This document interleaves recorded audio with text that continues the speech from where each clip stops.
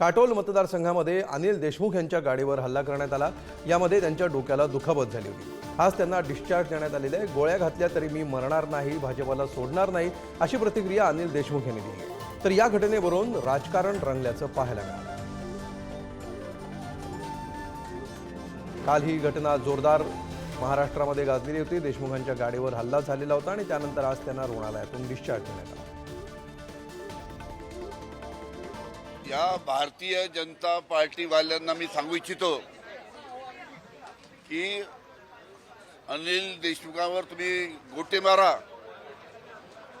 किंवा गोळ्या झाडा, अनिल देशमुख मरणार नाही, अनिल देशमुख मरणार नाही आणि आम्ही लोक तुम्हाला सोडणारही नाही।